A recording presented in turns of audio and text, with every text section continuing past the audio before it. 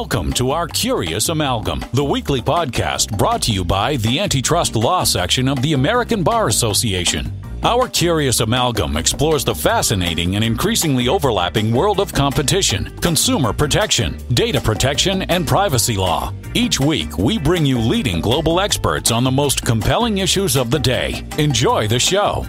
Hi, and welcome to our Curious Amalgam, the podcast from the American Bar Association Antitrust Law section. My name is John Roberti, and today's program is this the end of mandatory arbitration? Turning the tables with mass arbitration. There's been a trend where companies, particularly consumer-facing companies, have put arbitration clauses into their consumer agreement in an effort to stay out of court. Well, that has been a way to frustrate class actions. But there's a response, and that's mass arbitration. And today we're going to learn a little bit more about how that works. My co-host today is Alicia Downey. Hi, Alicia. Hi, John. Alicia, what are we doing today? Today, as you mentioned, we're going to talk about something called mass arbitration and its relationship to mandatory arbitration provisions and class action waivers. And these are all features of employment agreements, consumer contracts, and they've been procedural obstacles in class actions or would-be class actions brought on behalf of consumers, on behalf of employees in wage and hour actions. We have today with us Dave Rochelson, who is the author of an article that was published in Antitrust magazine in the fall 2021 issue. That is the official magazine of the Antitrust Law section of the American Bar Association. Dave's article does look at the question of whether mass arbitration might be the end of mandatory arbitration clauses and class action waivers. Dave is an associate in the Antitrust and Trade Regulation Group of Robbins Kaplan, LLP. He's also a vice chair of the Antitrust Law Section's Joint Conduct Committee. He represents plaintiffs and defendants in antitrust cases and other complex litigation. Welcome to the show, Dave. Well, thank you so much for having me. I'm really excited to be here. I should say really quickly, just right off the bat, I am speaking today only on my own behalf, not on behalf of the firm or the Joint Conduct Committee. But with that disclaimer out of the way, I'm thrilled to be here. Looking forward to talking. Oh, very good. And also for listeners who might want to look at Dave's article, we will post a reprint on the webpage for this episode. Help out people who aren't necessarily in court every day doing antitrust class litigation. Let's look at the basic terminology. What is mandatory arbitration? What is a class action waiver? And what is mass arbitration? Let's talk about the first two first. Mandatory arbitration provisions and class action waivers, I think sometimes tend to get conflated, but they really are two different things. So a mandatory arbitration provision, quite simply, is a term in a contract that says any issues that arise out of this contract, if the parties have any kind of dispute they need to resolve, they're not going to go to court to do it. They're going to do it in arbitration, a private proceeding. It's sometimes viewed as faster or cheaper than proceeding in state or federal court. A class action waiver is a somewhat different provision that provides that if you do have a dispute, you do have an issue that arises out of the contract, you are not going to bind together with others that are similarly situated to try to resolve that dispute. I think there's a good reason these are sometimes conflated because you almost always find them both in employment contracts and in consumer contracts. And you mentioned this really has to do with mandating private arbitration proceedings. Can you describe a little bit about what the features of those proceedings are? Yeah, so the basic idea is, if you have a contract with someone and you think the other person breached the contract, you can file a lawsuit. You can go to court. You can, seek a determination of liability and damages. But if the contract contains one of these mandatory arbitration provisions, that's not an option. So instead, you'll go to the AAA or to JAMS, and you will be assigned a private individual, usually a prominent lawyer or a full-time arbitrator. And it's essentially a private judge, someone who will hear both sides, make a determination. So in many ways, it tracks what a proceeding might look like in court, but it is streamlined. It has separate procedures. It's subject to different appeal provisions. And all in all, it is a sort of faster, simpler, and private way of resolving disputes. One of the things that's interesting, though, you talked about a breach of contract, but these arbitration provisions pick up all different kinds of causes of action as well, including antitrust case, including antitrust or consumer protection clauses of action. Oh, absolutely. I didn't. I meant to offer that only as an example. Certainly didn't mean to cabin it. Yes, they can be really expansive, and really typically will say that any dispute arising between the parties will have to be resolved by arbitration. Okay, so you've explained mandatory arbitration. You've explained a class action waiver. What is mass arbitration? Sure. So, John mentioned a little bit that there's been this wave of case law really over the past 10 years or so. The most famous decision probably is the Concepcion decision, which had to do with arbitration of a dispute arising out of a purchase of a cell phone.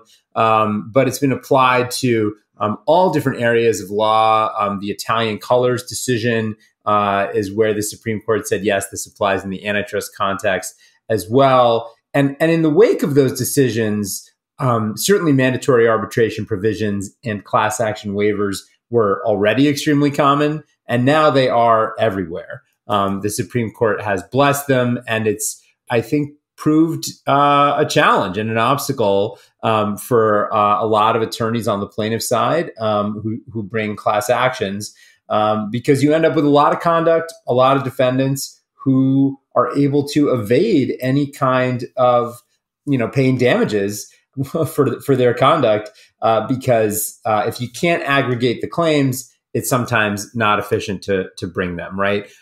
It's frequently referred to as a negative value claim, right? If it would cost you millions of dollars to litigate the case and you can only hope to win $100 or $1,000 at the end of it, it's just not worth it. Whereas if you could aggregate your claims with thousands or hundreds of thousands of other people who are similarly situated, well, then it does make sense to bring that claim. That's how class actions work. And so mandatory arbitration provisions and class action waivers frustrate that avenue of recompense. There have been a number of responses to the success and proliferation of these types of provisions. And one that's come up in the past year or two is mass arbitrations. Defendants will say, okay, I'm going to compel you to go to arbitration. You can't bring this case in court. And typically plaintiffs will say, well, then forget it, right? We'll walk away. The case is over. It's no longer economical to bring. But a handful of firms in the past couple of years have sort of called the bluff. They've said, okay, sure, we'll go to arbitration with you. But we're not just going to bring arbitration on behalf of one claimant. We have hundreds or thousands of claimants, and we're going to arbitrate all of those claims. So that has come to be referred to colloquially as mass arbitration.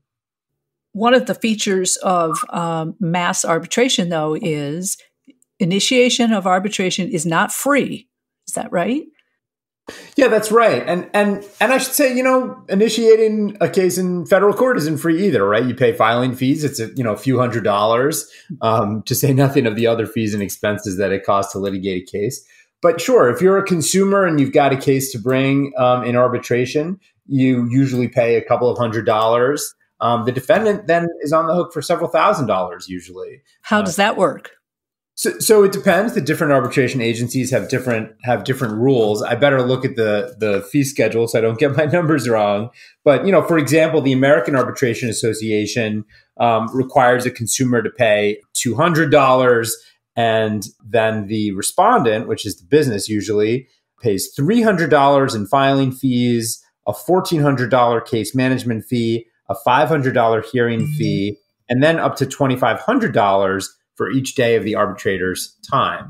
That seems like a big imbalance, right? $200 for the claimant and really thousands of dollars for the respondent. But in the scheme of things, that's still a pretty small amount for the respondent when you compare it to what it would cost to litigate a class action in federal court. Now, one reason that the mass arbitration phenomenon has arisen is that the arbitration associations typically have rules that say if both sides don't pay their fees, well, then you're going back to court, right? And so if plaintiffs come forward and they say, here's thousands of plaintiffs, we're paying millions of dollars in our upfront fees. Now the ball is in your court, defendant. You've got to pay tens of millions of dollars in your upfront fees. All of a sudden that changes the equation, right? Litigation is often about the cost and the benefit, weighing the risk. And so the mass arbitration has really changed that calculus for plaintiffs and defendants alike. And there has to be some element of be careful what you wish for because you may get it. In the sense that, look, in defending clients, for example, a defense lawyer might say, I would really like to have a federal judge consider a motion for summary judgment or consider a motion to dismiss or do a robust class certification analysis that would be appealable under the federal immediate, interlocutory appealable. You don't get any of those in arbitration, and the appeal rights are very limited. So I think in some ways this is a corporate-driven thing, but maybe there's a little bit of be careful what you wish for. Yeah, the phrase I like is hoisted by their own petard.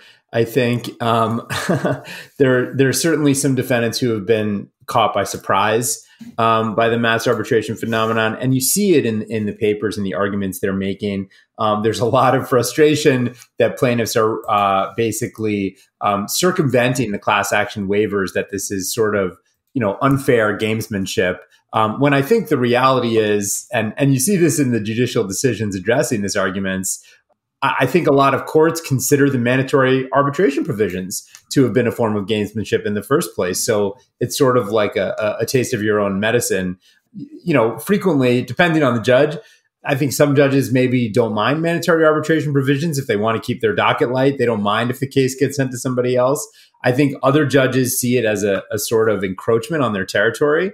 And so I sense a little bit of glee in some of these judicial decisions saying, look, this is what you asked for. You wanted this mandatory arbitration. Now you got to play by these rules. Can you tell us a little bit about any cases, particularly in the antitrust context, where this has come up? Yeah, so there haven't been a lot. I will say, there's maybe half a dozen of these cases that have really gone, that have a full record on this issue. And I should say, that's what I know about, right? If there are cases, a lot of times we find out about this because the case is brought in federal court in the first instance, and then there's a motion to compel arbitration and it gets moved to arbitration. If it started in arbitration in the first place, we might never hear about it, right? So that being said, there's only one case I'm aware of that contained antitrust claims, and that was a consumer mass arbitration against Intuit relating to tax preparation software. And the allegation essentially was that there was a free type of software that they ended up paying for, but it should have been free. And there was an element of an antitrust claim there, although it wasn't a purely antitrust claim. It wasn't solely an antitrust claim. And the majority of mass arbitrations, the majority of cases where we've seen this tactic arise tend to be employment matters. These tend to be wage and hour matters. And this is a little bit speculation on my part, but I think the reason is that those claims are worth more, right? If you have workers who say they were denied overtime or they were otherwise shortchanged, they might each have hundreds or thousands of dollars that they're hoping to obtain. In antitrust class actions, particularly consumer class actions, it's not uncommon to have damages of less than $100 per claimant. So when plaintiffs are looking at cases to bring and considering whether it's a federal class action or maybe it's a potential mass arbitration, you do a cost-benefit analysis. You think about the numbers. And for a mass arbitration, you're talking about a massive upfront investment, right? The plaintiffs have to pay fees to the arbitrator too. That can be thousands or millions of dollars.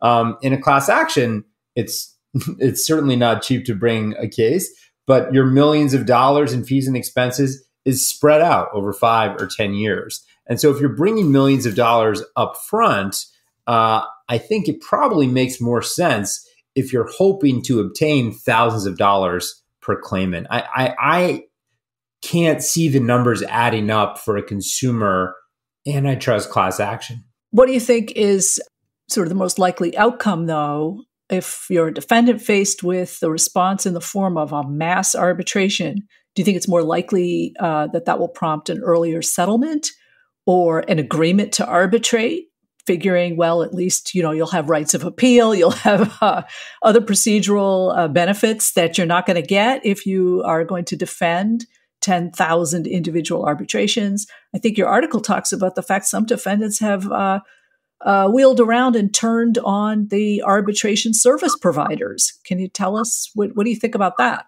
Yeah. So, one reason that I wanted to write about this in the first place is that it's so new. Class actions have been around more or less in their current form for, 40, 50 years. And this is a pretty major new tactical development. And so it's really still evolving. The playbook is not fully set yet. And so one thing we've seen, a lot of defendants, I think, will somewhat reflexively, if they have an arbitration provision, they'll move to compel arbitration. We've got it. Let's use it, right? When they have done so and then face these mass arbitrations, I think there's been a little bit of regret, where some defendants have said, well, actually, now that I think about it, maybe I am better off with the class action device. Okay. So, Dave, I will ask you now the question that's really the title of the episode. Is this the end of mandatory arbitration? So the short answer is no. This is an interesting and exciting new development, but there is no way that we're seeing the end of mandatory arbitration or class action waivers anytime soon. The Supreme Court has blessed them. They are going to be part of the contractual landscape for a long time to come. But I do think one thing that has been interesting that mass arbitration has really changed is that arbitrations are becoming a little more like class actions. You're seeing one response defendants have had is they've found a third arbitration association, right? The American Arbitration Association and JAMS are sort of the premier ones. And then there's a second tier of others. Some defendants were able to find one to set up a new protocol that avoids these fees so that they can pull this leverage away from plaintiffs that try to use mass arbitrations. But what they came up with actually, and I'm speaking as someone who practices, I'll tell you, I've represented plaintiffs and defendants. I primarily represent plaintiffs in class actions. So this is, you can trust this as an objective viewpoint. I actually think it's sort of fair. You end up with kind of a bellwether approach where you take a handful of test cases, whether that's 5 or 10 or 15. You see how they play out. You apply that to the rest. And, maybe this is the sort of naive law student in me. I'm not sure I can still claim that 10 years out of law school, but I want to get to the merits, right? I want to know what really matters. I have just a personal aversion to procedural gamesmanship. And so I like the idea of an approach or a process or a procedure that really gets to the heart of the matter. So I kind of like that bellwether approach, just speaking personally. But the other thing that's interesting, you had mentioned, Alicia, that Uber complained. They actually brought a case against the American Arbitration Association. And so you see that being another front in the battle here. But one interesting angle here is that they said, look, it's not reasonable for them to be charging us a fee for every one of these arbitrations. The way they're managing them is by batching them. They're creating hundreds of similar cases. And so you end up in this weird situation where actually the defendant is saying, yeah, let's treat these collectively. Let's have an aggregate response. And so you end up in this bizarre situation where defendants are actually arguing for class treatment, or they're, and maybe that's because, I think, John, to your point earlier, defendants maybe have recognized that they can achieve some repose. There is something to be gained by addressing a large number of claims at once. And the other interesting related point here is that you're seeing some advice from defense counsel to their corporate clients how to, address this new phenomenon. And one of the recommendations is to say, include in your contract a provision that allows us to resolve cases collectively. Now, that just seems like, poetry to me, right? That you now have defendants who for decades have been saying, class actions are improper. This is procedural gamesmanship. Now writing into their contracts, not only the mandatory arbitration provision and the class action waiver, but a sort of safety valve that says we reserve the right to resolve any such disputes collectively, should we so choose. So I think we've ended up in an interesting place where even if mass arbitrations don't become a comprehensive nationwide phenomenon, even if they remain a niche tactic, you see them exerting a little bit of pressure on the way corporate defendants have treated these kinds of issues for decades. Very interesting, Dave. And for anyone listening, I highly recommend the article. It's a fast read, it's well written, and you'll find out lots more details and lots of food for thought. Yeah, and I liked it because it's getting ahead on an issue. It's it's thinking about stuff as it's coming. So commend you to that article on Antitrust Magazine, one of my favorite publications. Dave, let's switch gears a little bit. Tell us, what advice would you have for a younger lawyer? Is there advice that you wish you got when you were younger? So I'm not sure how much time you have, but I have a presentation that I give to our junior associates at the firm, which I can summarize. I'll whittle my 20 PowerPoint slides down to 2. In the course of the pandemic, I have a 5-year-old son, and one thing we did to keep him busy was we ordered a butterfly kit, which it sounds really cute, although it turns out that what that means is they send you a Tupperware full of caterpillars. It's disgusting. However, what I learned was really interesting, which is that when caterpillars turn into butterflies, in your head, you probably think, oh, a caterpillar is, sprouts wings and it turns into a butterfly. That's not what happens.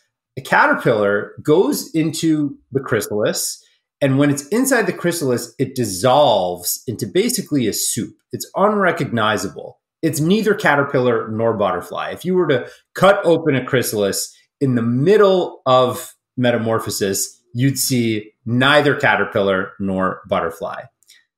I love that image because I think that's what it's like to be a junior attorney. It's sort of, a cliche that law school doesn't prepare you to be a lawyer. And I really found that to be true because my first couple of years, I was very fortunate to work at a great firm. They took me in and they taught me how to be a lawyer. But in those early days, I felt like I was that soup inside the chrysalis, right? I'd been sort of melted down and I had to be built back up. And so my advice to junior lawyers is if you ever feel that way, it's okay. That's what it's like. That's what the process is. And it can be hard and it can be difficult and it can be uncomfortable. But at the end, you're a butterfly. So that's my advice to junior attorneys. Well, and Dave, then let me ask you a different question, which is tell us something interesting about yourself that we wouldn't know if we only knew you professionally. I don't know if this is interesting, but I'll tell you the best I've got, which is that in the course of the pandemic, I became pretty much addicted to online speed chess. And I'm not very good, but I really do enjoy it. And I think this is an important disclaimer to put out there that I became interested in it before The Queen's Gambit was a big viral hit on Netflix. So I was into chess before it was cool. Do you have like a go-to strategy? I tend to play a hybrid between the Sicilian with a single fianchetto. I don't know if that's meaningful to anyone out there, but I tend to have a pretty defensive strategy. I know about the Sicilian from Princess Bride, but that's probably not the same thing. Yeah, this is, they recommend, the chess books recommend that you learn really no more than 1 or 2 openings, at least as sort of a beginner. And so that's my go-to opening. Let's go to our final segment, The Curious Hat. And now it's time for The Curious Hat. Correct. We don't actually have a cat, Dave. We're not together. If we were together, I'd have a hat. You'd pick a question out of it. But I don't have a hat. What I have is a list of questions. And I'd like you to choose a number between 1 and 25, and I will read the question that corresponds with that number. Let's say 18. What is your favorite cuisine? Well, I would say continuing with the theme of skills I acquired in the pandemic, I've been cooking constantly.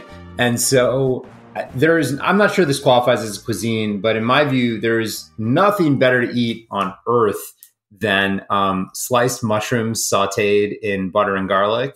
I don't know if that's Italian. I don't know if it's French, but it's my favorite thing to eat on earth. So fungus. I was about to say it sounds like delicious Spanish tapas. That sounds wonderful. I hope you have some tonight. Me too. One person's tapas is another person's fungus. And with that, we will see you next time on Our Curious Amalgam. Thank you for listening to this week's episode of Our Curious Amalgam, a competition, consumer protection, data protection, and privacy law podcast. It is produced and shared around the globe by ABA's Antitrust Law Section. The opinions expressed by the participants in this podcast are their own and do not necessarily represent their employer or other organizations. If you like what you heard or would like to become a member of the American Bar Association, please check out what the Antitrust section has to offer at ambar.org/antitrust. You can learn more about our podcast at ourcuriousamalgam.com. If you have comments, suggestions, or podcast ideas, please reach out to us at podcast@ourcuriousamalgam.com. Until next time, thank you for listening.